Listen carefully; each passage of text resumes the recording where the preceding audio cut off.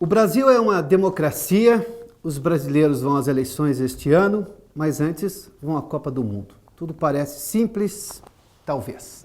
Para entender se tudo é simples, se nesse país as coisas são simples, o filósofo Denis Rosenfield está conosco aqui. Professor, bem-vindo. O Brasil é simples? Não, talvez o Brasil não, como se diz corriqueiramente, o Brasil não é um país para amador, né? então não é simples. Não, realmente não é simples. Embora, do ponto de vista do conhecimento, a gente sempre deve fazer o exercício de tornar as coisas simples. Mas não é que o Brasil seja simples, é um país extremamente complicado do ponto de vista da sua realidade. Mas você coloca a questão em relação à Copa do Mundo. Eu gostaria até, aproveito o gancho, para começar por aí. Tem um fator que as pessoas não estão levando suficientemente em consideração nas diferentes pesquisas eleitorais, que consiste no seguinte: nós temos um contingente de 30% a 40% que responde a toda pesquisa, Ibope ou Datafolha, não sabe, não respondeu, ou branco e nulo, certo? Eu acho que esse é um fenômeno, claro que sempre existe em qualquer eleição, mas acho que o fenômeno hoje no Brasil é um fenômeno localizado. Eu denominaria esse fenômeno localizado eleitores não políticos. Eles são descrentes dos políticos, estão descrentes da realidade. Ou seja, o PT em 8 anos de governo, em 12 anos de governo, praticamente 12 anos de governo, ele mostrou que do ponto de vista ético, ele operava diferentemente daquilo que ele apregoava. Então isso houve uma reversão muito grande de expectativa. E o Mensalão, eu acho que é um marco, quer dizer, pela primeira vez na história do país, responsáveis políticos de falcatruas, fraudes, etc., terminam na prisão. Bom, nas jornadas de junho do ano passado, ficou muito claro que esse pessoal decidiu vir às ruas, certo? Então, há uma demanda por participação, mas há um não reconhecimento nos políticos. Então, nós temos hoje um contingente, que eu diria um contingente não político. Eles não estão simplesmente indefinidos, eles não gostam dos políticos. Eles não gostam da candidata Dilma, eles não gostam do candidato Aécio, eles não gostam do candidato Eduardo Campos. Pega assim, alguns estão crescendo, os nanicos já estão em 5% a 6%. As pessoas não estão se dando... Quem era o pastor Everaldo? Ninguém tinha ouvido falar do pastor Everaldo? Ele tem 2% a 3% sem ter feito nada do ponto de vista de uma propaganda intensiva. Ou seja, os votos estão se encaminhando de uma forma mais ou menos aleatória, baseada no não. Não baseado no sim, eu quero tal candidato, eu tenho uma boa proposta, eu me reconheço nele. Não, eu não me reconheço em nenhum desses 3 candidatos, eu não estou me reconhecendo nesse processo político e, portanto, a minha forma de protesto é me afastar desses políticos em geral. Claro que esse pessoal, num determinado momento, daqui até outubro, vai ter que se decidir. Porque esse processo de negação não... Ele não pode perdurar indefinidamente. Perfeito. Mas agora já mostra o seguinte: segundo turno certo. Ou seja, porque já está claro que esse pessoal não é apenas porque desconhece os candidatos, também tem um grau de desconhecimento que é importante. Mas o que eu gostaria de assinalar é a resposta do não. Não. Da mesma maneira que nós tivemos nas jornadas de junho, o não. Não à mobilidade urbana, não à educação, não aos serviços públicos de baixa qualidade, como saúde e outros. O resto foi carona. Por exemplo, o governo decidiu inventar uma reforma política que ninguém tinha proferido palavra alguma sobre isso naquele momento. Então, eu acho que hoje existe uma certa descrença na classe política, e essa descrença na classe política me preocupa sobremaneira pelo seguinte: ela pode também se traduzir por uma descrença nas instituições. Esse é um pouco o perigo que nós estamos vivendo. Quer dizer, o perigo que é a descrença dos políticos. Bom, se vocês são partido político, ninguém mais acredita, né? Ou seja, alguém ouve com seriedade um ministro da Economia que diz uma coisa e seu contrário durante 8 anos? Mas por que não reconhece incompetência naquela autoridade, que o vê completamente incapaz de ser quem ele deveria ser publicamente? Não há uma maturidade da sociedade brasileira que fala assim, mas esse ministro está dizendo uma coisa e faz outra, então ele não é tão competente quanto ele pregava ser. Ou a presidente, ou o governador, ou o prefeito. Isso já não é um sinal de maturidade de relação social. Sim, mas do público com o poder? Eu estou de acordo com você. Mas o que me preocupa é que aqui as coisas vão acontecendo do ponto de vista do descrédito da classe política, corrupção. Vem o mensalão. Pô, mas logo depois do mensalão nós já temos a Petrobras, entende? Ou seja, parece que as coisas se multiplicam. Claro que agora começou a punição. O Supremo deu, pela primeira vez na história do Brasil, deu um basta a isso. Mas não há assim, uma adesão moral às instituições por parte dos políticos. Deixa eu te dar 2 exemplos que eu acho importantes. Vocês pegam a morte daqueles jovens, agora nesse naufrágio de navio na Coreia do Sul. O que acontece? O professor, que não tinha nada a ver com isso, se enforca. O primeiro-ministro renuncia. Bom, quantas barcas e ferries já foram afundados no Brasil e ninguém tem a menor reação moral, você entende? Batomuxo não é um caso finalizado ainda, né? Não, até hoje não foi finalizado, ninguém se responsabiliza, pega o Batomuxo, bom exemplo, nada acontece. Pega na Coreia do Sul, o professor se enforca. Você sabe, no dia seguinte o cara se enforcou na frente da escola. Por quê? Ele se sentia moralmente responsável. Veja bem, não estou defendendo o suicídio, claro. Mas mostra que o cara tem uma adesão a valores, tem uma adesão à honra. O primeiro-ministro renuncia. No Brasil, não. Você faz um crime, por exemplo, que depois se chamou os aloprados. Por que aloprado? Porque passou a cabeça em cima. Bom, entende? É isso que eu estou falando dessa descrença em relação aos valores. Não falta meia-culpa na cultura do brasileiro? E aí eu não estou colocando só nos políticos, estou colocando no cidadão também. Há sentimento de eu errei, eu preciso assumir meu erro e corrigir.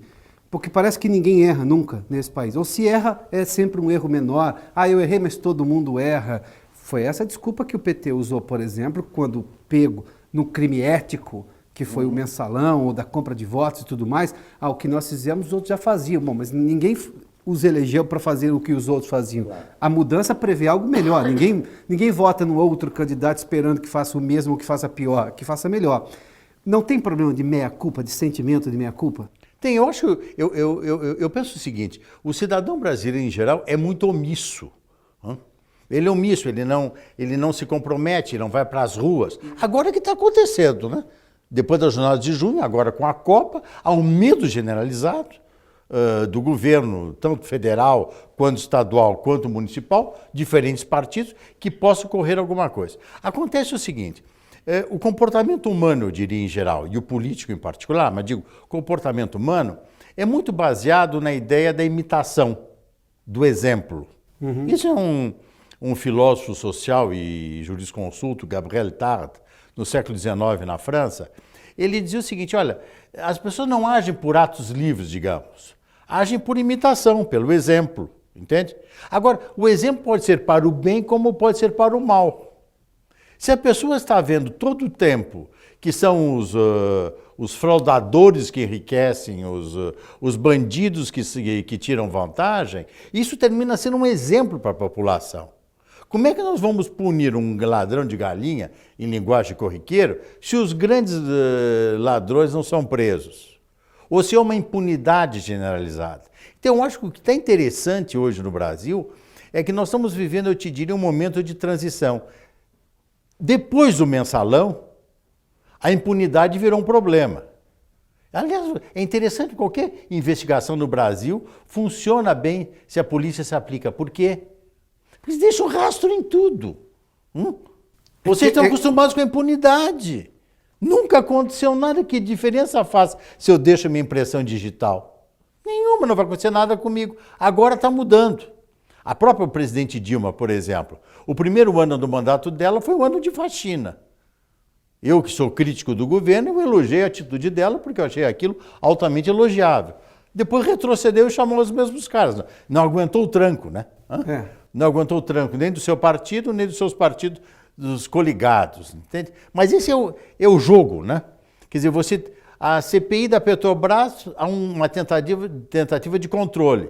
Tá, mas tudo bem. Aí isso até acharia irrelevante. Por que é irrelevante? Porque a Polícia Federal está fazendo o seu trabalho e há vazamento para a imprensa o tempo todo. Então, as coisas de qualquer maneira estão indo. Mas pega a questão da Petrobras, que eu acho também tem um exemplo que não foi suficientemente explorado. O presidente do Senado, o que fez o presidente do Senado? Ele disse que uma CPI poderia ser não exclusiva,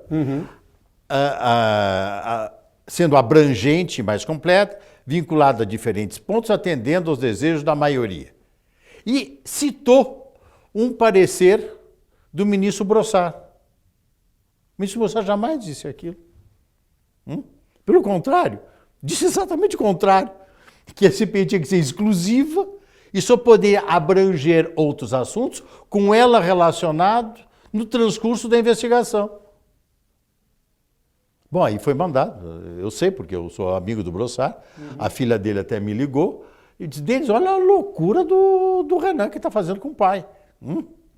Aí mandaram uma carta para o Renan e ele disse, o Brossard já se esqueceu. Como? O cara está...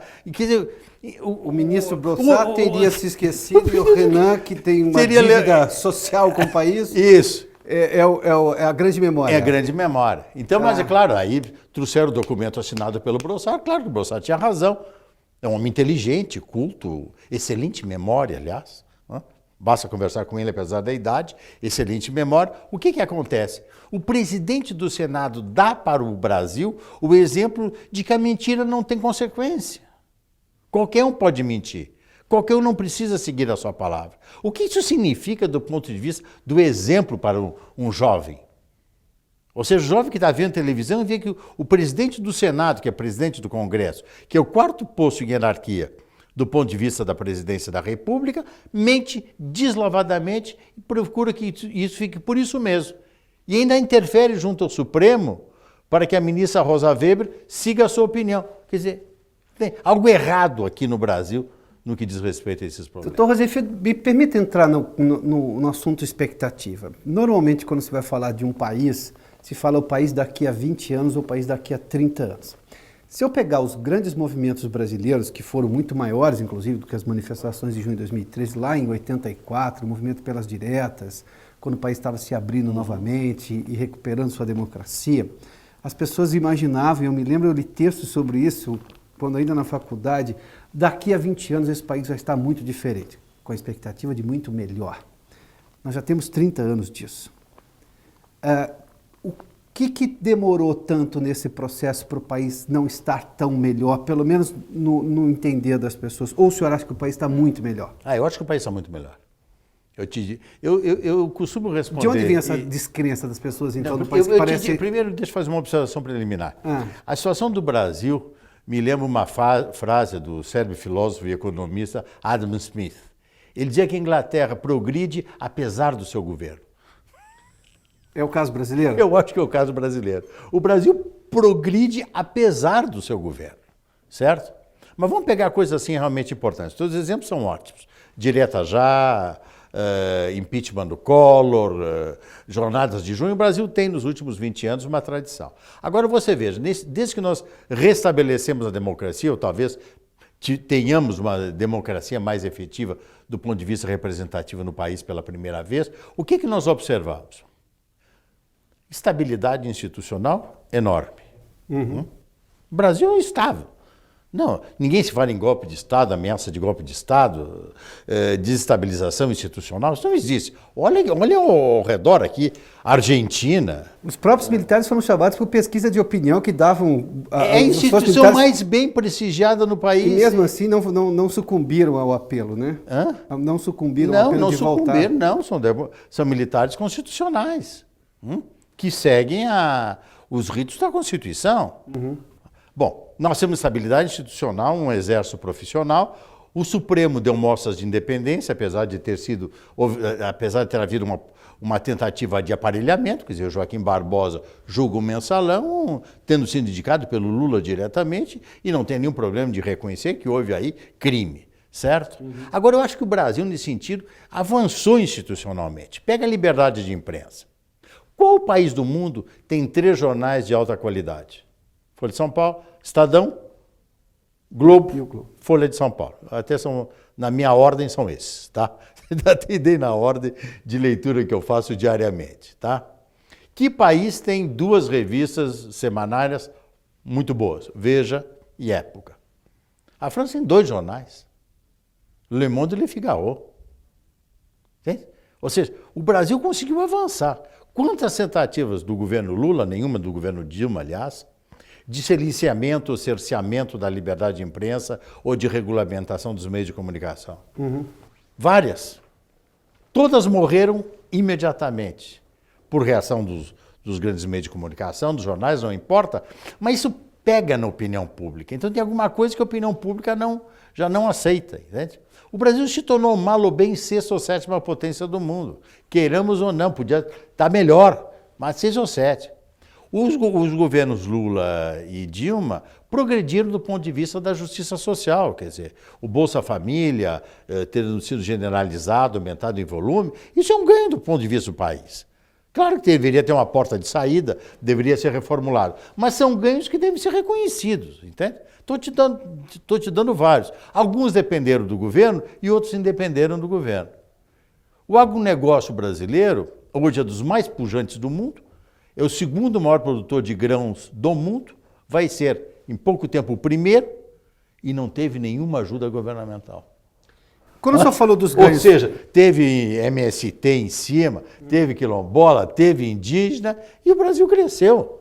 Restrições ambientais, e o Brasil cresceu enormemente nessa área. Quando o senhor falou de ganhos e da evolução do país como uma instituição respeitável, uma vez conversando com o ex-presidente Fernando Henrique, eu citei que a estabilização da moeda era um fato importante por demais, até obra dele como ministro da Fazenda, do Itamar, e depois como presidente, e disse assim, mas nada disso seria possível se não tivesse tido redemocratização.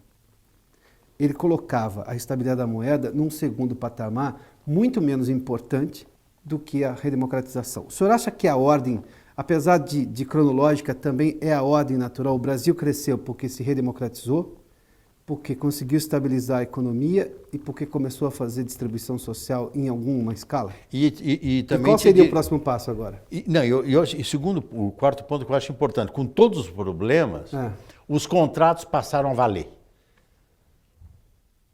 Tá?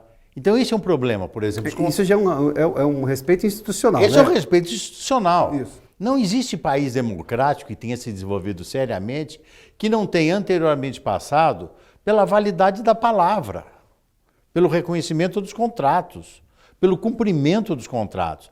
Não acho que o Brasil esteja bem ainda nesse quesito, tá?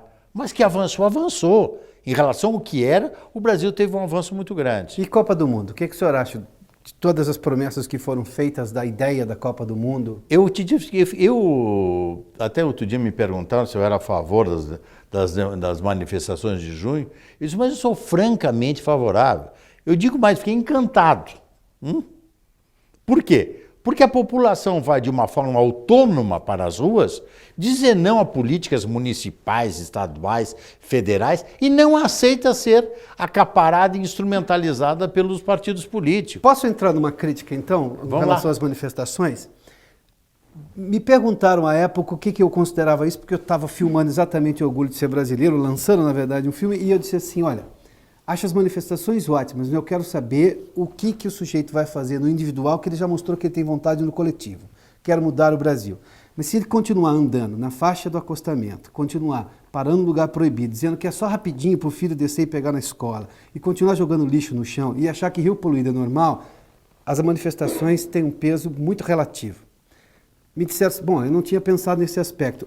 O senhor acha que o brasileiro evoluiu individualmente, ele com o país, o que ele deve para o país, no dever que ele tem com o país? Porque coletivamente tem até um glamour. Está na Avenida Paulista, na Avenida Y, X ou Z, em qualquer lugar. Dá um certo status, é bacana, é interessante, e juntos somos mais fortes. Mas se individualmente as pessoas não fazem as coisas, e aí? Avança onde? Avança na imagem que vai para a televisão, nas fotos que vão para os livros de história, mas não no dia a dia. Não há uma dicotomia nessa... Não, há uma dicotomia. Eu acho que o Brasil é eivado de contradições nesse sentido. Quer dizer, não acho que nada aí consiste em movimentos uniformes. Eu tenderia apenas a te dizer o seguinte. Primeiro, existe uma complacência enorme do Estado, tá, em relação a movimentos, atos individuais transgressores. Mesmo transgressores, o pequeno mal feito, entende? E estacionou mal, vai lá e multa, pomba. Não tem que ter tolerância em relação a isso. Atirou o lixo no chão, vai lá e multa. Agora, no Brasil, existe a cultura de qualquer ato de multar é repressão, entende? Ou seja, no fundo, as pessoas liberam a violência. Pega o caso dos Black Bloc. Bom, os Black Blocs, em quantos lugares do Brasil, eles não depredavam prédios públicos e privados com a polícia olhando? Isso. A polícia era espectadora, porque não vai reprimir. Como não vai reprimir? Vimos isso por demais, Por inclusive. demais, entende? Por exemplo, no meu estado havia ordens do governador para que a polícia não intervisse. Isso foi dito em reuniões por alguns oficiais. Você está falando do Tasso Genro, Tasso Genro. governador Tasso do Rio Genro, Grande do governador. Sul. Entende? Bom, isso vai acontecer em outros estados, entende? Bom, qual é o problema aí? O problema aí é que isso cria o clima da impunidade. Tá? Isso é o lado da ausência do Estado em cumprir a sua função. Polícia deve reprimir. É por princípio. Por outro lado, as pessoas não assumem as suas responsabilidades. Existe uma cultura aqui no Brasil de tudo transferir para o Estado, né?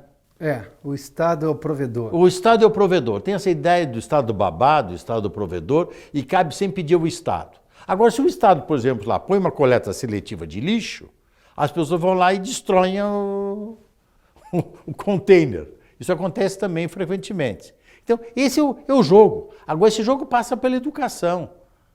Passa pela educação, passa por uma formação das pessoas, leva tempo. Tudo que diz respeito à educação leva tempo. Mas, em algum momento, deve-se começar a fazer isso também. O senhor acha, para a gente encerrar essa entrevista, doutor Rosenfield, o senhor acha que o Brasil tem problemas com o seu passado? A gente não fez as pazes com o passado? Porque, por exemplo, no primeiro ato em que a polícia, aqui em São Paulo, quando as manifestações estavam acontecendo na Avenida Paulista, a polícia foi lá para fazer cumprir uma lei aprovada democraticamente de que qualquer manifestação em via pública de muito trânsito precisa ser comunicada anteriormente a duas figuras institucionais.